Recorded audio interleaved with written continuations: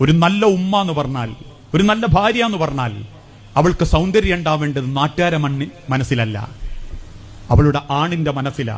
അവന്റെ ആയുസ്സാണ് നിന്റെ ജീവനെന്ന് തിരിച്ചറിയണം. അവന്റെ വിയർപ്പാണ് നിന്റെ ഭക്ഷണമെന്ന് തിരിച്ചറിയണം. അവന്റെ ത്യാഗമാണ് നിങ്ങളുടെ ധൈര്യമെന്ന് നിങ്ങൾ അറിയണം.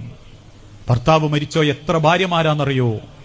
അയാളുടെ ഷർട്ട് ബെഡിന്റെ അടിയിൽ പതുക്കെ വെച്ച് മക്കൾ കാണാതെ കെട്ടിപ്പിടിച്ച് ഉമ്മ കൊടുത്ത് ജീവിക്കുന്നത് എത്ര പേരാ?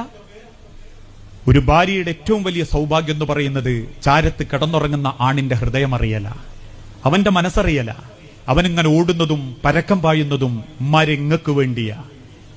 അവൻ ഓടാതെ വീട്ടിലിരുന്നെങ്കിലേ, ഈ ഇൻസ്റ്റഗ്രാം റീലിലൊക്കെ കാണുന്ന മാതിരി ഫുൾ ടൈം ഇങ്ങനെ അഭിനയിച്ച് പുരയിലിരുന്നില്ലെങ്കിലേ തല്ലി പുറത്താക്കേണ്ടി വരും. ഒരു ഭക്ഷണം അകത്തേക്ക് ഉണ്ടാകാൻ കിട്ടൂല. ഞാൻ പറയാറുണ്ട്, ഇൻസ്റ്റഗ്രാം ഒക്കെ അപ്പൊ എല്ലാവർക്കും ജീവിതം. ഇൻസ്റ്റഗ്രാമിൽ അഭിനയിക്കാൻ എളുപ്പ. എന്ത് സുഖാന്നറിയോ? ഇതിപ്പോ ക്യാമറ റെക്കോർഡിംഗ് ഉണ്ടോ, കല്യാണപ്പൊരിയാന്ന് കരുതിക്കോളി, എല്ലാവർക്കും ഭക്ഷണം അങ്ങോട്ട് കൈമത്തരും.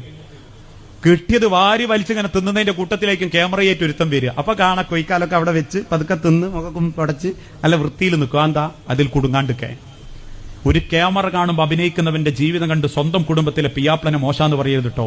ഓന്റെ മുച്ചക്ര ഓടിയിട്ട എന്റെ വയറ് നിറയുന്നത്, ഓന്റെ മുച്ചക്ര ഓടിയിട്ട എന്റെ മക്കൾ ചിരിക്കുന്നത്, ഓന്റെ തളപ്പമലും കൗമുങ്ങ കയറിയിട്ടാ ഓൻ എന്റെ ആയുസിനും എന്റെ അഭിമാനത്തിനും വില നൽകുന്നത്.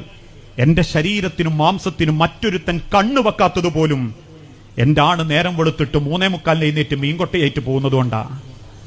സ്വന്തം ചാരത്ത് കടന്നുറങ്ങുന്ന ആണിന്റെ നെഞ്ചിന്റെ മിടിപ്പറയാൻ പറ്റിയിട്ടില്ലേ? പിന്നെന്ത് സൗന്ദര്യം, പിന്നെന്ത് ഭംഗിയാമാരെ.